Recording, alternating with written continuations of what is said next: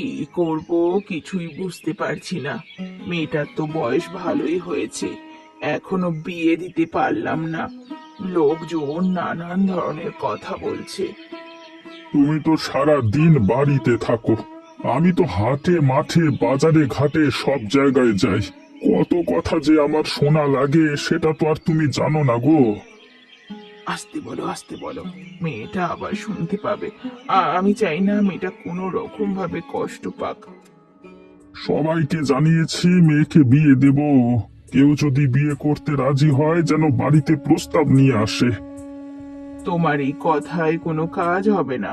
কেউ ইচ্ছে করে তার ছেলের জন্য কুঁজো মেয়ে ঘরে তুলবে না গো। তুমি এমন করে বলছো কেন? আমাদের মেয়েটা কুঁজো হলেও মেয়েটা কত লক্ষ্মী। আমাদের মেয়ে আমাদের কাছে লক্ষ্মী মনে হয়, মানুষের কাছে তো আর সেটা মনে হবে না। তাদের সুস্থ সবল ছেলের জন্য আমাদের মেয়েকে কোনোভাবেই তারা নেবে না। মেয়েটার মুখের দিকে তাকাতে পারছি না। অনেক কষ্ট করে মা আমার বড় হয়েছে। আমরা দুজনেও তার জন্য অনেক কষ্ট করেছি। কেউ যদি তাকে নিয়ে কিছু বলে আমার কলিজাটা ছিঁড়ে যায়। মেয়েও তো তোমাকে সবচেয়ে বেশি ভালোবাসে গো। যদি কোনোভাবে মেয়েটার বিয়ে হয়ে যায় তখন যে আমরা কিভাবে থাকবো? পুজো হোক বা যাই হোক, মেয়ে তো আমাদেরই। সেসব কথা আমি মনেও আনতে পারি না, জানি না কি করব। মা, আমাকে ডাকছো নাকি? শিউলি বলল তুমি নাকি আমাকে ডেকেছো। তোর সাথে আমার গুরুত্বপূর্ণ একটা কথা আছে, সেজন্যই ডেকেছি। কি এমন গুরুত্বপূর্ণ কথা বলো তো শুনি মা। আরে, আমাদের গ্রামের ওই পারে গৌতম আছে না? গৌতম, চিনতে পেরেছিস? হ্যাঁ হ্যাঁ, চিনতে পেরেছি। তার আবার কি হয়েছে? তার কিছুই হয়নি। তার একটা মেয়ে আছে না? হ্যাঁ, তার একটা মেয়ে আছে, প্রতিবন্ধী কুঁজো মেয়ে একটা। কি হয়েছে? এই মেয়েটাকে আমি তোর বউ হিসেবে আমার ঘরে তুলতে চাই। তুই কি বলিস? মা, তুমি এসব কি বলছো? তোমার মাথা কি পাগল হয়ে গেছে নাকি? নাকি আমার সাথে তুমি মজা করছো? এসব মজা কিন্তু আমার মোটেও পছন্দ হচ্ছে না। আরে, আমি মজা করছি না, পাগলও হয়ে যায়নি। তুই রেগে যাস না, আমার সব কথাটা শোন। না না মা, এসব কথা আমি শুনতে চাই না। শোন বাবা, আমাদের সংসারের অবস্থা তো তেমন একটা ভালো নয়।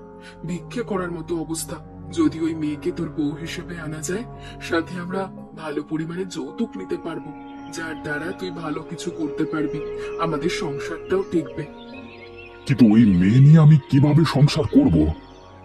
আরে না না, তোর সংসার করতে হবে না, নামে মাত্র তোর বউ থাকবে।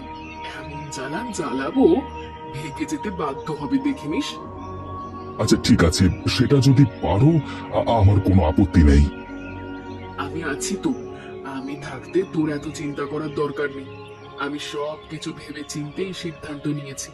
আমি মা হয়তো আর তোর খারাপ চাইবো না। আপনি যে আপনার ছেলের জন্য আমার মেয়ের বিয়ের প্রস্তাব নিয়ে এসেছেন, আমার মেয়ে সম্পর্কে সবকিছু জানেন তো? খোঁজ খবর নিয়ে এসেছেন তো? আরে, আমরা সবকিছুই জানি, সবকিছু জেনে বুঝে এখানে এসেছি। এসব নিয়ে আপনার চিন্তা করতে হবে না। না, অনেক সময় দেখা যায় যে ঝুঁকের মাথায় কিছু একটা করে ফেললেন, পরে দেখা যাবে যে এটা নিয়ে অশান্তি, সেটা আমি চাই না। আপনার মেয়ে যে কুঁজো সেটা আমরা জানি, আমাদের কোনো সমস্যা নেই। আমরা সব জেনে বুঝে আপনার মেয়েকে আমাদের বাড়ির বউ করে নিতে চাই। আপনারা নিতে চান সেটা বুঝলাম, কিন্তু আপনার ছেলে এ বিষয়ে জানে তো? আমার ছেলের অনুমতি নিয়ে তারপরই এখানে এসেছি। আপনারা যেহেতু সবকিছু জেনে বুঝে এসেছেন, সেহেতু আমাদের আর কোনো আপত্তি নেই। একটা কথা ছিল বেআই মশাই। অবশ্যই বলুন, কি ব্যাপারে কথা বলতে চাচ্ছেন? আপনি তো সবটাই বুঝতে পারছেন, কি আর বলবো। ছেলে আমার হীরের টুকরো, কিছু উপহার সামগ্রী তো দরকার আছেই। আচ্ছা, আপনি যৌতুকের কথা বলছেন? আরে না না, আপনি ভুল বুঝছেন। আমি যৌতুকের কথা বলছি না। যৌতুক তো সেটা যেটা ছেলেকে দেওয়া কিংবা তার পরিবারকে। আমাদের কিছুই দিতে হবে না। যা দেবেন আপনার মেয়ের জন্যই দেবেন, যেন আপনার মেয়ে গিয়ে আমাদের বাড়িতে ভালো থাকতে পারে। তার উপরে বৌমার তো কিছু চিকিৎসা বাবদ খরচপাতির দরকার আছে, বুঝতেই তো পারছেন।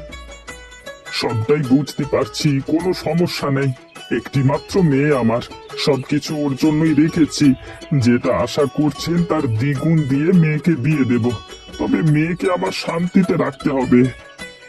কোনো চিন্তা করবেন না, আপনার মেয়ে মানে আমার মেয়ে, বউ হিসেবে নয়, আমার মেয়ে হিসেবেই ওকে রাখবো। আচ্ছা ঠিক আছে, তাহলে আমাদের কোনো আপত্তি নেই। কবে আপনাদের সুবিধা হয় খবর পাঠাবেন, দিন তারিখ ঠিক করে। হ্যাঁ, আচ্ছা ঠিক আছে, আমরা তাহলে এখন উঠি।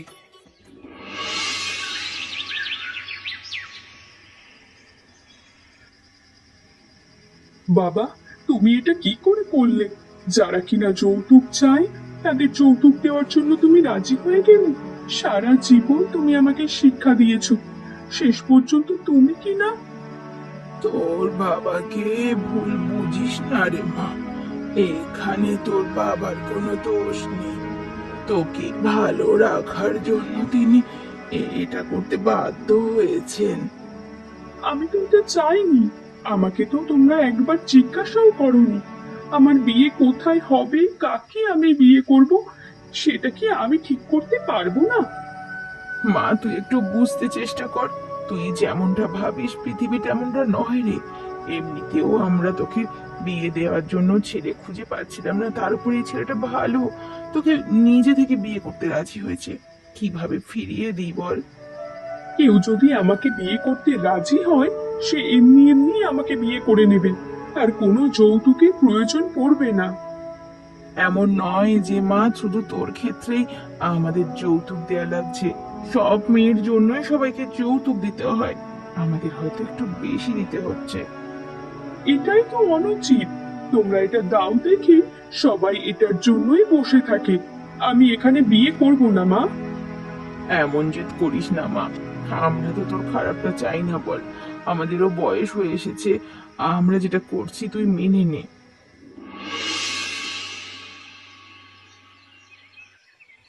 এ কি, তোমার এত বড় সাহস? তুমি কিনা আমার খাটে বসে আছো? এত বড় সাহস কোত্থেকে পেয়েছো তুমি শুনি? এ তুমি কি বলছো? এটা তো আর এখন থেকে তোমার একার খাট নয়, এটা তো আমারও খাট। আমি তো এখানে থাকবো। মা তোমাকে বলে যায়নি তুমি আমার খাটে ঘুমাতে পারবে না, তুমি নিচে ঘুমাবে? আমি তো কখনো নিচে ঘুমাইনি, নিচে ঘুমানোর অভ্যাসও নেই আমার। আমি কেন নিচে ঘুমাবো? আমি তো আপনার স্ত্রী। এসেছে আমার স্ত্রী হয়ে। স্ত্রী না স্ত্রী, সব ঢং করে আমার সাথে চলবে না। আর একটা কথা কান খুলে শুনে রাখো, কখনো আমার উপরে স্ত্রীর অংশীদারিত্ব ফলাতে আসবে না, তাহলে কিন্তু ভালো হবে না বলে দিলাম। আপনি আমার সাথে এরকম খারাপ ব্যবহার কেন করছেন? এরকম খারাপ ব্যবহারই যেহেতু করবেন, তাহলে আমাকে বিয়ে করেছেন কেন? বিয়ে করেছি কেন বুঝতে পারছো না? তোমার বাবা যে যৌতুকের টাকা দিয়েছে তার জন্য বিয়ে করেছি। আমি তো আর সেজন্য আসিনি, আমি তো এখানে সংসার করতে এসেছি। আমার মেজাজ খারাপ করবে না। পুজো আছো অমনি থাকো, না হলে কিন্তু মেরে তোমার পুজো ফাটিয়ে দেবো। চুপ করো একদম। হ্যাঁ, কি তোমার এখনো রান্না হয়নি? দুপুরের খাবার কি সবাই রাতে খাবে নাকি? কাজে ফাঁকি দিচ্ছ নিশ্চয়। এসব তুমি কি বলছো কবিতা? আমি কেন কাজে ফাঁকি দেব? কাজে যদি ফাঁকি না দাও তাহলে তো এত দেরি হওয়ার কথা নয়, আরো আগেই তো রান্না হয়ে যাওয়ার কথা। একা মানুষ আমি, দুটো হাতে সকাল থেকে উঠে কাজ শুরু করেছি, এখনো কাজই করে চলেছি। তুমি বা মা যদি কেউ একজন আমাকে সাহায্য করতে, তাহলে তো এত দেরি হতো না। তুমি এবারে বউ হয়ে এসেছো, রান্নার দায়িত্ব তোমার। আমরা কেন রান্নাঘরে যাব? দেখতেই তো পাচ্ছ, আমি তো স্বাভাবিক মানুষ নই। তোমাদের তুলনায় আমার কাজ করতে অনেক সময় লাগে, সেজন্য দেরি হচ্ছে। দেরি হলে কালকে রাত থেকে উঠে রান্না শুরু করবে। আমরা তো আর তোমারই কারণে প্রতিদিন দেরি করে খেতে পারবো না। আচ্ছা ঠিক আছে, কাল থেকে না হয় আমি সকাল সকাল উঠেই রান্না বসিয়ে দেব। কখন উঠে রান্না বসাবে সেটা তোমার ইচ্ছা, দুপুর হওয়ার আগেই যেন আমরা খাবার পাই, এটাই হলো আসল কথা। এর বাইরে গেলে তার ফল কিন্তু ভালো হবে না, কথাটা মনে রেখো। আচ্ছা ঠিক আছে, আমার মনে থাকবে। এসব নাক কান্না চোখের পানি দিয়ে কোনো লাভ হবে না। ওসব সাবধান, বাবার বাড়িতে গিয়ে করবে, বুঝেছো? স্বামীর বাড়িতে ওসব ন্যাকামো চলে না।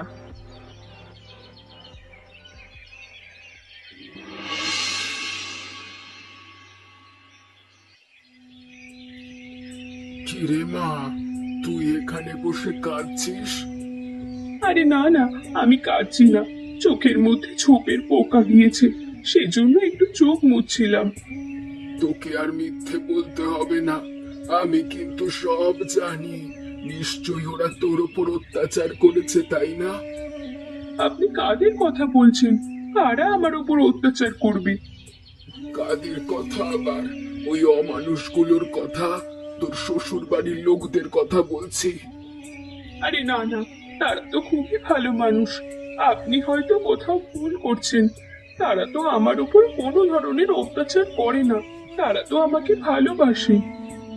এত অত্যাচার সহ্য করেও তুই কিভাবে হাসি মুখে ওদের প্রশংসা করে যাচ্ছিস রে? আমি সেটা দেখে অবাক হচ্ছি। আর এটা ভেবে অবাক হচ্ছি, তোর মতো একটা ভালো মেয়েকে ওরা কিভাবে অত্যাচার করে। তুই এখনো এই বাড়িতে আছিস কেন? বাবার বাড়ি চলে যা।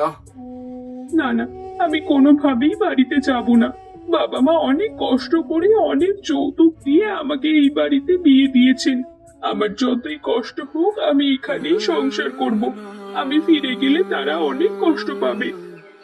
আমি বলে গেলাম, সামনে তোর শান্তি হবে, দেখে নিস। তোর এই খারাপ দিন থাকবে না, তোর ভালো দিন চলে আসবে। দুঃখ করিস না মা, ধৈর্য ধর, শক্ত হ। সন্ধে হয়ে গেছে, ওরা আবার তোকে কথা শোনাবে। বাড়িতে ফিরে যা। আচ্ছা ঠিক আছে, এসব কথা আপনি আবার কাউকে বলবেন না। কেউ শুনলে ওদেরকে কথা শোনাবে। তুই নিশ্চিন্তে থাক, আমি কাউকে কিচ্ছু বলবো না। আরে বাবা, কি ঝামেলায় পড়লাম! এই মাছটা বারবার আমার ধোয়া হাড়ির মধ্যে উঠে আসছে কেন? মাছটাকে দেখতেও তো সাধারণ মাছ বলে মনে হচ্ছে না, কেমন যেন। এমন মাছ তো এর আগে কখনো দেখিনি। দেখবই বা কি করে? আমি তো তেমন মাছ চিনিও না। উফ, যা যা, দূরে যা, না হলে কিন্তু আজকে তোকে নিয়ে রান্না করে খাবো বলে দিলাম। না না, রান্না করে খাওয়া তো যাবে না। একটি যেহেতু মাছ, সেহেতু তোকে ভর্তা করেই খাবো বলে দিচ্ছি। দূর হ মাছ, দূর হ।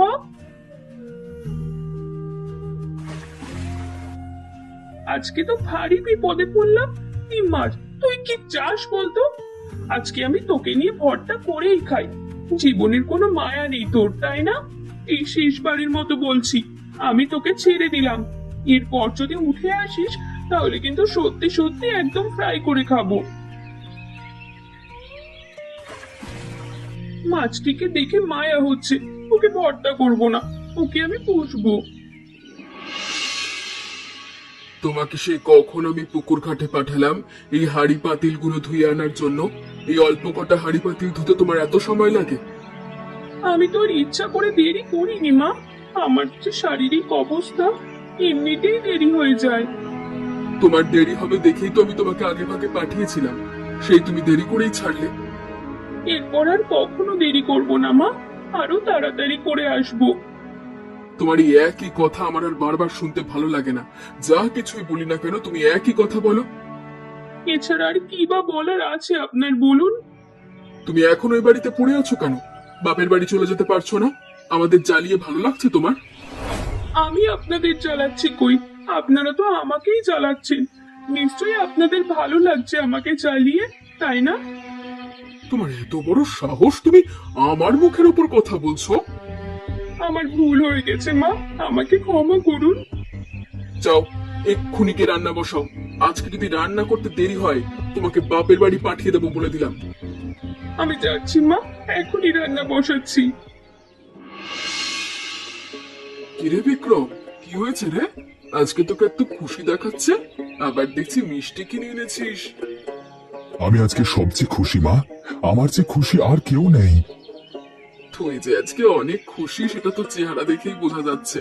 এখন আমাদেরকে বল না, কি জন্য তুই এত খুশি হয়েছিস? খুশির খবর বলতেই তো চাচ্ছি। এরকম একটা অপয়া অলক্ষীকে সামনে নিয়ে কিভাবে খুশির খবর বলবো বলো তো? পূজা, বিক্রম কি বলছে শুনতে পাচ্ছ না? এক্ষুনি এখান থেকে যাও তুমি। আনন্দের সময়টা বেদনায় পরিণত করো না। কত বছর পর আমার ছেলেটার মুখে একটু হাসি ফুটেছে। যাও তুমি, যাও।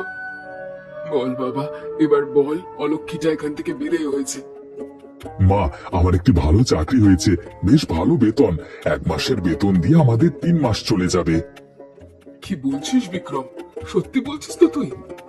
হ্যাঁ মা, হ্যাঁ, আমি একদম সত্যি বলছি। আমাদের আর কোনো অভাব থাকবে না।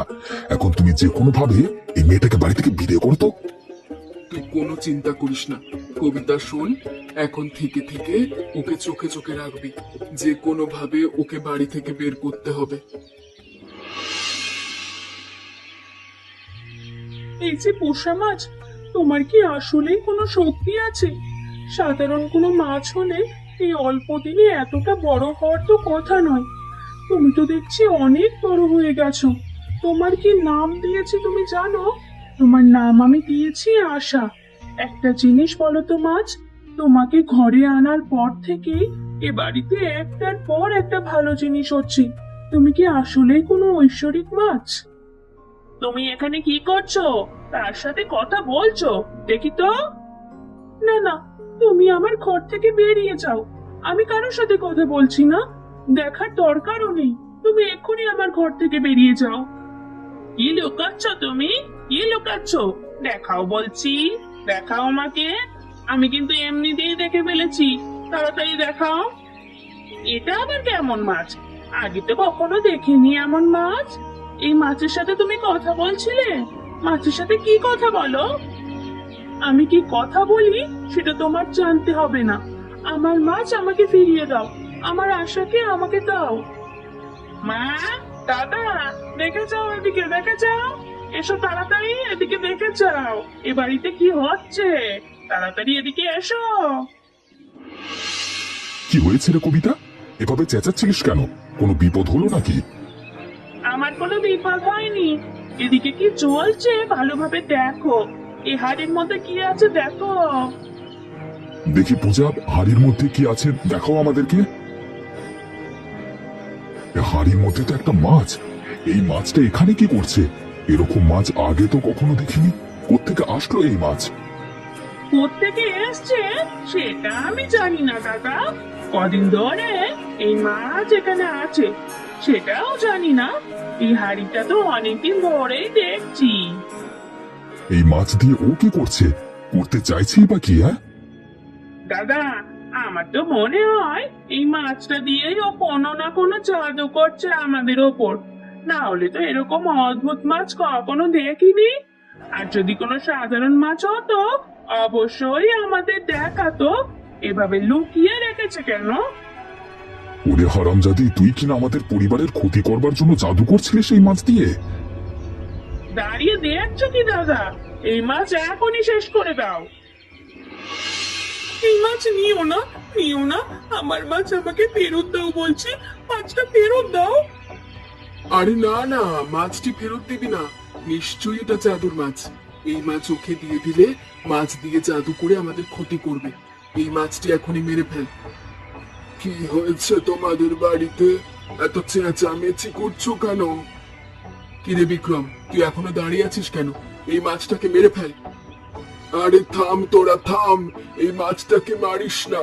এই মাছটাকে মারলে তোদের ক্ষতি হবে। মারিস না মাছটাকে, থাম বলছি তোরা। এটা কোনো সাধারণ মাছ নয়। অভিশাপ লাগবে, অনিষ্ট হবে, ছেড়ে দে। এটা তোরা কি করলি? মাছটাকে মেরে ফেললি? মেরে ফেলেছে, ভালোই হয়েছে। মা, আমার আমার পিঠের মধ্যে কেমন যেন ব্যথা করছে। ফোঁড়ার মতো কিছু একটা জাগছে।